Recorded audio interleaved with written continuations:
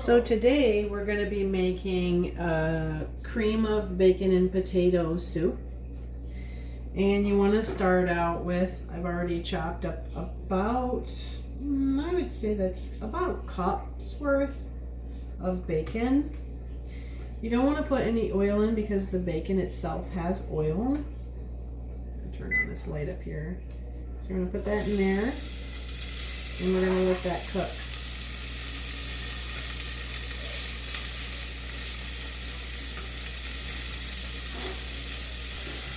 I have here about 4 or 5 chives. I'm going to cut them up to about here. These whites are going to go into the pan right away to saute with the bacon. Alright, let's get this chopped. Make small slices here.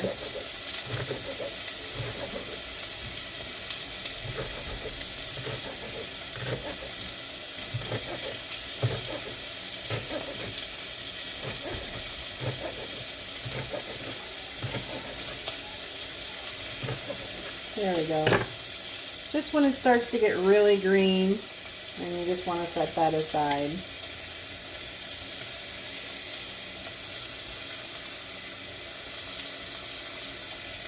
And we'll throw that in.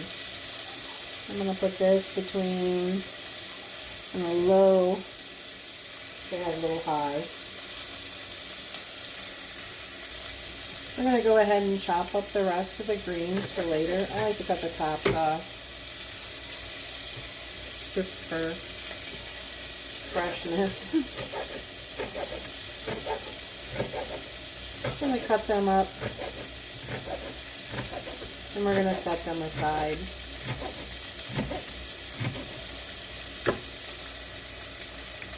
I have mine transferred into a bowl. Next, we're going to finely dice up. I like onions. You can use a half onion. I will be using a whole onion.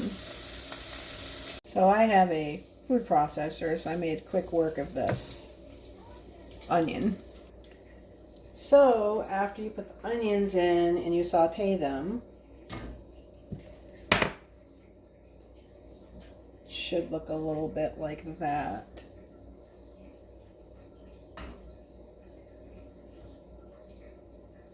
Next, we're going to work on the potatoes. You can put about 3 medium-size potatoes finely diced up in here, or you can put 2 large potatoes in here diced up. You can do them big, medium-size, or small. It's however you like your potatoes. You like them big and chunky, then so be it. You like it big and chunky.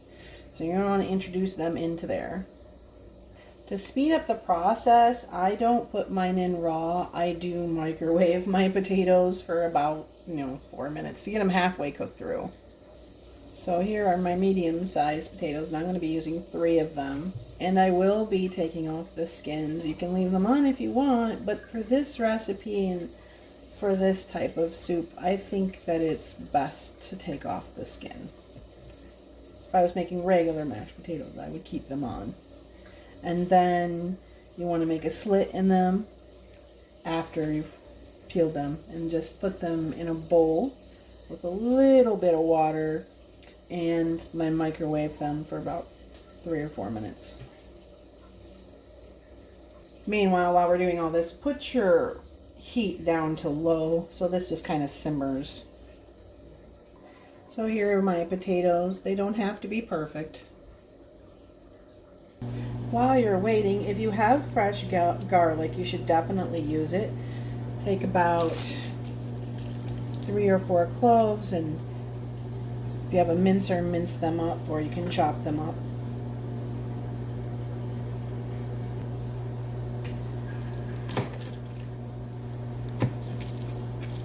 Go ahead and take the peelings off. I have an old mincer. This one's not my favorite, but I'll be using it. I don't know where my smaller one's at the moment. I'm gonna put a couple of those in there though. It's good for the big amounts. That's for sure. Garlic, when you're doing fresh garlic, you want to always be able to mince it up and put it in directly, you know, before you have any sauce or anything in, so that the flavor is released. Alright, so I got them in the mincer, and then you just close them. Squeeze it like that. And then it comes out like that. You just keep squeezing it. Use your knife to release some of it. Anyways, stir that around. The potatoes are done in the microwave. We're just going to let them cool for a minute because we obviously don't want to touch them when they're hot. A lot of the people waste the skins that are inside. I just pull them out because they're just as good. And then you just chop them up into small pieces. You know, use your knife and then put it in there. There's another one that's a skin. Made it in there. Just chop it up.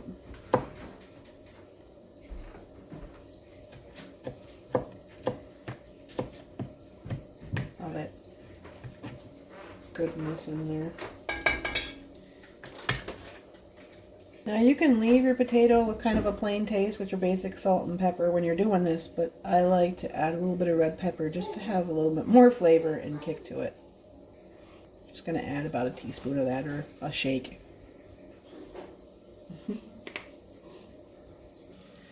Alright, so we're just cooking along. That's what it looks like. It smells really, really good.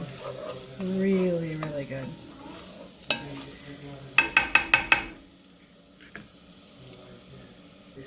So when you're doing the potato and you take them out of the microwave, they shouldn't fall apart on you. They should still be a little bit hard, but cut easily through.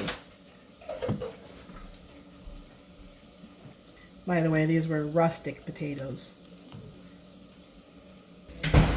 So I put those 4 potatoes in and we're just now mixing them. Mixing them in really good.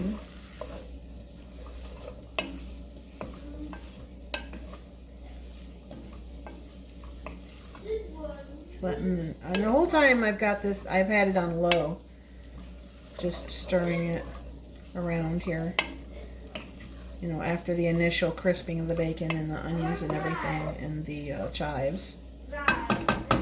So now we've got that mixed in. Now we need to get our liquids together, okay?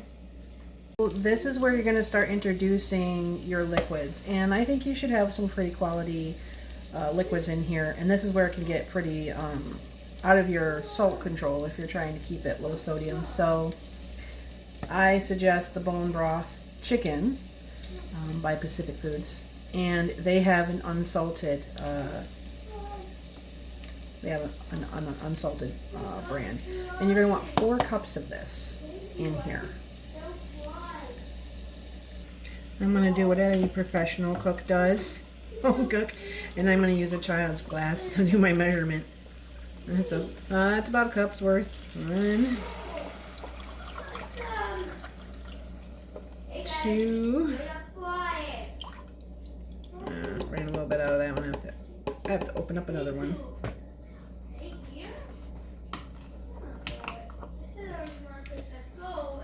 There we go.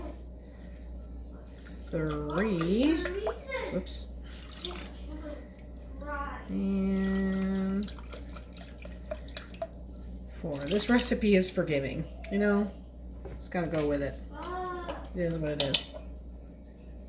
And so now, after we've done that, we're stirring that around. See how it is? Yummy. This is a pretty rich flavor we've got going on since we've been doing a nice, slow, steady cook with this, getting all that flavor to mix really well. All right, now we're gonna do 2 cups of milk. Some people do a heavy cream. The more fat content, obviously, the richer it's going to be. Now we're going to move the temperature up to more of a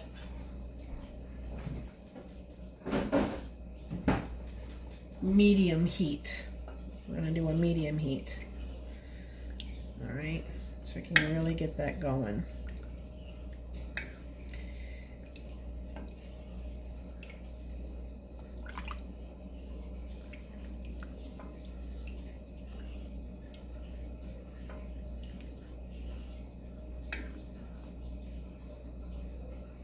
why this is stirring. Now listen to me.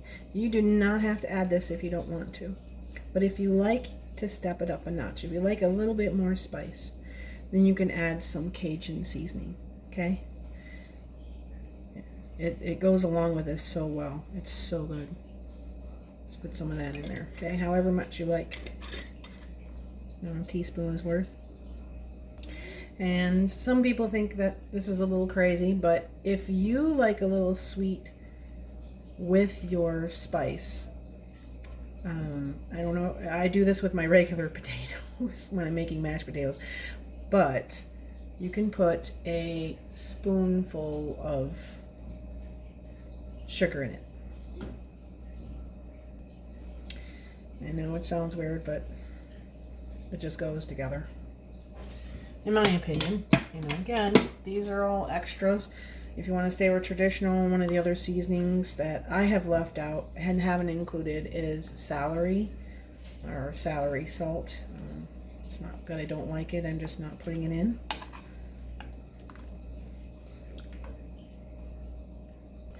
Then you want to take 1/4 cup flour. Do not put it all in at once. You have to shake it in and mix it in.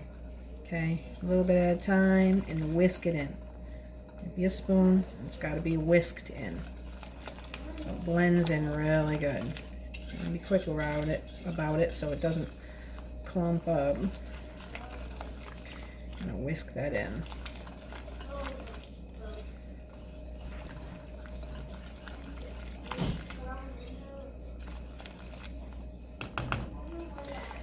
And basically what that does is it thickens it up.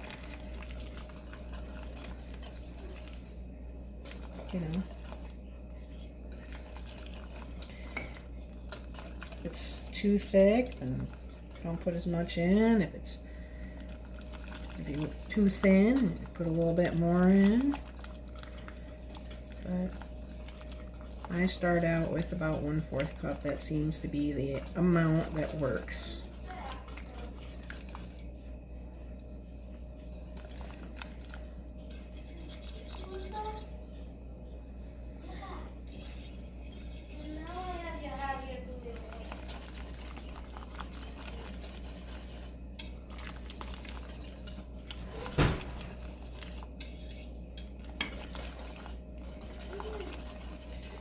Continue to work that in. I'm going to do this for a few minutes until I've got it worked in. While you're doing that, or after you've done that, we're going to put the basics of the basics in here. Pepper. Put as much pepper in there as you wish. If you like a lot of pepper. At least about a teaspoon's worth. And you put some salt in there. Put that on a simmer.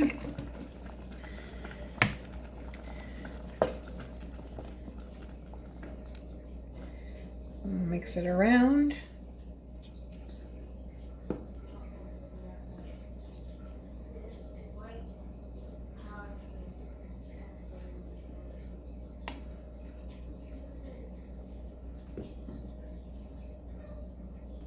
Just want to show you how rich and creamy that is. Some people add a spoonful of butter just to add to the fat content and the creamy, but you don't have to.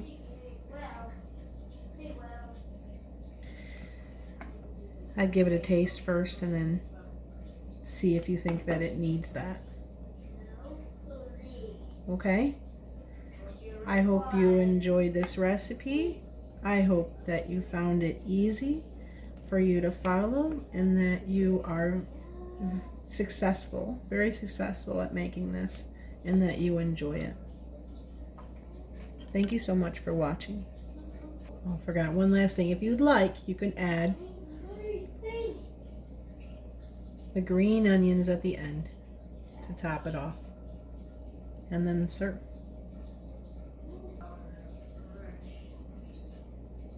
Isn't that beautiful? I think so.